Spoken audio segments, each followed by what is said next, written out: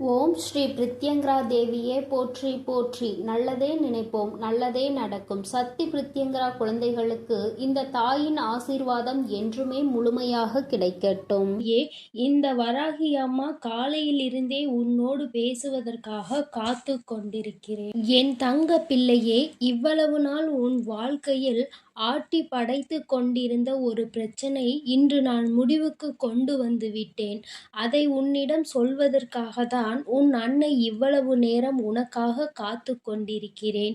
இந்த பதிவை முழுமையாக கேள் என் தங்கமே. அது என்ன பிரச்சனை, அது எப்படிப்பட்ட பிரச்சனை, அதை நான் எப்படி முடிவுக்கு கொண்டு வந்திருக்கிறேன் என்பதை உன் அன்னை நான் சொல்கிறேன். அதே போல என் தங்க பிள்ளையே, இந்த பதிவினை நீ தனிமையில் கேட்க வேண்டும் என்று அன்னை சொல்வதற்கும் ஒரு காரணம் உண்டு. அந்த காரணம் என்ன தெரியுமா? எல்லா விஷயங்களையும் எல்லோர் முன்னாடியும் அத்தனை எளிதாக அந்த விஷயத்தை பற்றி சொல்ல முடியாது என்பதுதான். உன் வாழ்க்கையில் ஏற்படும் பிரச்சனைகள், உன் வாழ்க்கையில் இருக்கக்கூடிய அனைத்து பிரச்சனைகளையும் நீ மட்டுமே தெரிந்து கொள்ள வேண்டும். மற்றவர்கள் முன்னால் இதை நான் சொன்னால் அவர்கள் வைக்கக்கூடிய விமர்சனங்களை எல்லாம் உன்னால் ஏற்றுக்கொள்ளக்கூடியதாக இருக்காது. என் தங்கமே, இப்பொழுது இருக்கக்கூடிய பிரச்சனை உன்னை பற்றியும் உன் வாழ்க்கை துணையை பற்றியும் இருக்கிறது. அதனால்தான் சொல்கிறேன், நீ இப்பொழுது உன் வாழ்க்கை துணையை பற்றி ஒரு வார்த்தையை மற்றவர்களிடம் பேசினால் அவர்கள் உன் வாழ்க்கை துணையை பற்றி கேவலமாக நினைத்து விடுவார்கள் அல்லவா?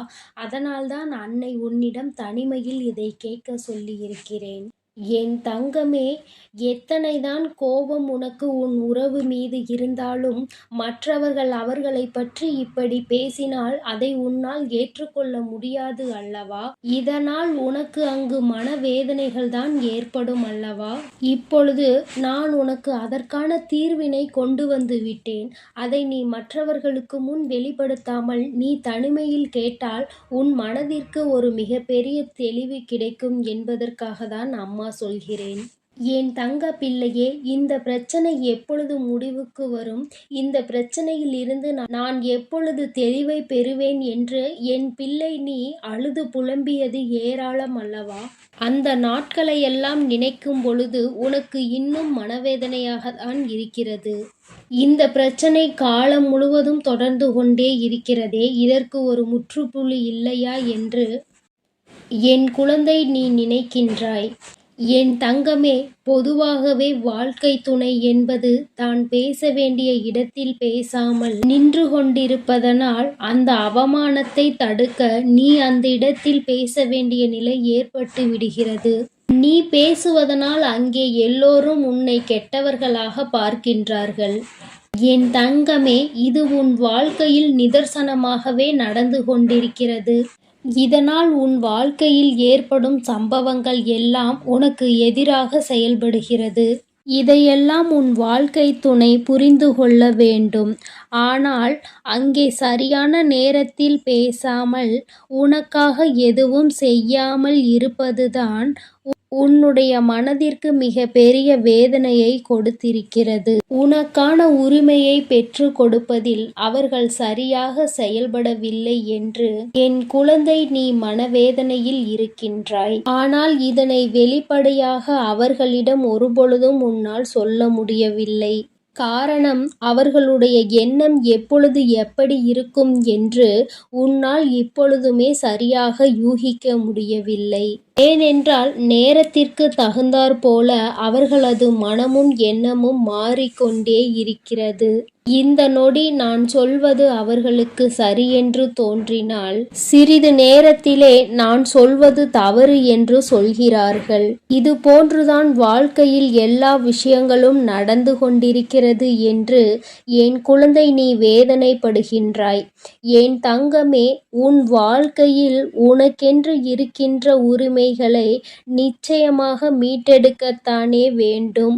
இதையெல்லாம் யாருக்காகவும் எப்பொழுதும் நீ விட்டு கொடுக்கவே கூடாது. என் தங்க பிள்ளையே, இந்த செயல்கள் எல்லாம் இவ்வளவு நாள் உன் வாழ்க்கையில் எத்தனை வேதனைகளை கொடுத்திருக்கிறது என்பது உன் அன்னைக்கு தெரியும். பொதுவாக வாழ்க்கை துணை பற்றிய விஷயத்தில் நீ எத்தனை வேதனை அடைகிறாய் என்பது எனக்கு நன்கு தெரியும். என் தங்கமே, வாழ்க்கை துணை என்றால் அவர்களிடம் நம்பிக்கை அதிகமாக இருக்க வேண்டும். எத்தனைதான் நம்பிக்கை வைத்து பழகினாலும் சில நேரங்களில் அவருடைய செயல்கள் நம்பிக்கை இல்லாத வண்ணத்தை ஏற்படுத்தி விடுகிறது. என்னால் அதனை ஏற்றுக்கொள்ளவோ அதனை தாங்கிக் கொள்ளவோ முடியாமல்தான் நான் திணறிக் கொண்டிருக்கிறேன். வாழ்க்கை என்பது எப்படி நடக்க வேண்டுமோ அது அப்படித்தான் நடக்க வேண்டும். வாழ்க்கையில் இருக்கின்ற சூழ்நிலைகளை எல்லாம் சரியாக புரிந்து கொண்டு வாழ வேண்டும்.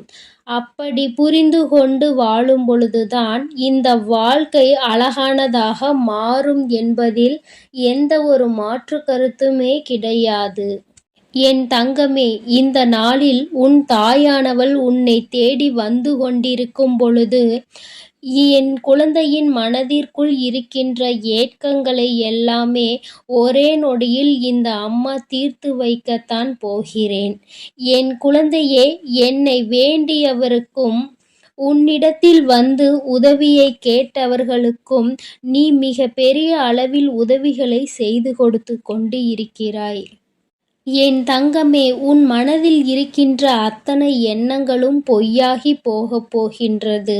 என் தங்கமே, உன்னுடைய வாழ்க்கை இந்த அளவிற்கு ஆனதற்கு ஒரே ஒரு காரணம் உன் மனதில் இருக்கின்ற சந்தேகம் என்ற ஒன்றுதான். யாராக இருந்தாலும் முதலில் உண்மையான அன்பு என்று ஒன்றை வைத்துவிட்டால் பிறகு அவர்களின் மீது எந்த ஒரு சூழ்நிலையிலும் சந்தேகப்படக்கூடாது.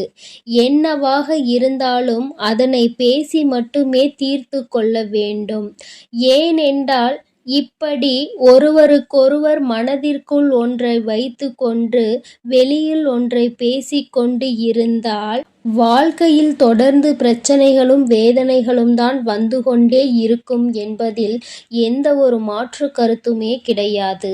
என் தங்கமே, வாழ்க்கையில் நம்பிக்கை இல்லாமல் இருப்பதும் இந்த சந்தேகத்தோடு இருப்பதும் வாழ்க்கையை அங்கே முடித்துவிடும் என்பதை நீ ஒருபொழுதும் மறந்துவிடாதே. எத்தனையோ கஷ்டங்களுக்கு மத்தியில் கரம் பற்றிய வாழ்க்கை அல்லவா? எத்தனையோ பேர் ஏசினாலும் பேசினாலும் சிலரின் வாழ்த்துக்களை கொண்டு அஸ்திவாரமாக போட்டு இந்த வாழ்க்கையை நீ வாழ ஆரம்பித்தாய் அல்லவா? இந்த வாழ்க்கையை காப்பாற்றி கொள்ள வேண்டிய பொறுப்பு உன்னிடத்தில் தானே இருக்கிறது.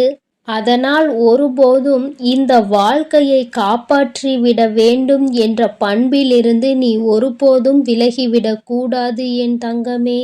என் தங்கமே, நீ இந்த வாழ்க்கையில் இருந்து விலகிவிட வேண்டும் என்று ஒரு நாளும் நான் நினைத்தது கிடையாது.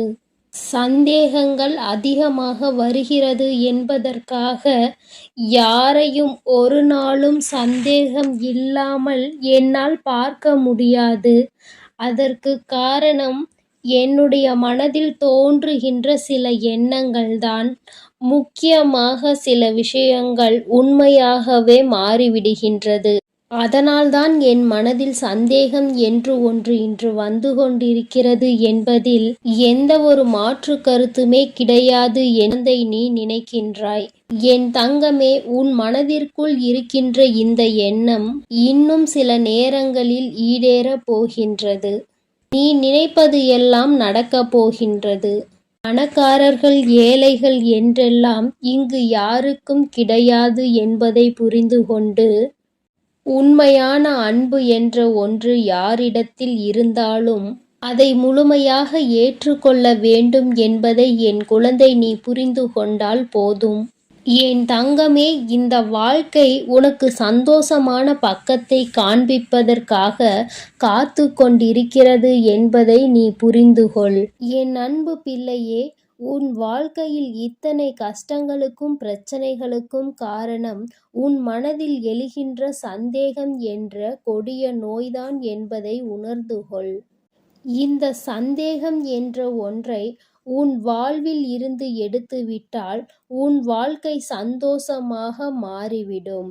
சந்தேகம் என்ற ஒன்று இருப்பதினாலேதான் பல பேரினுடைய வாழ்க்கையில் பிரச்சனைகளும் மனவேதனைகளும் வந்து கொண்டே இருக்கிறது. இவையெல்லாம் எனக்கு வேண்டாம் என்று விலகி நிற்கும் நேரத்தில் உனக்கு கிடைக்கப் போகின்ற மிகப்பெரிய அறிவு என்ன தெரியுமா?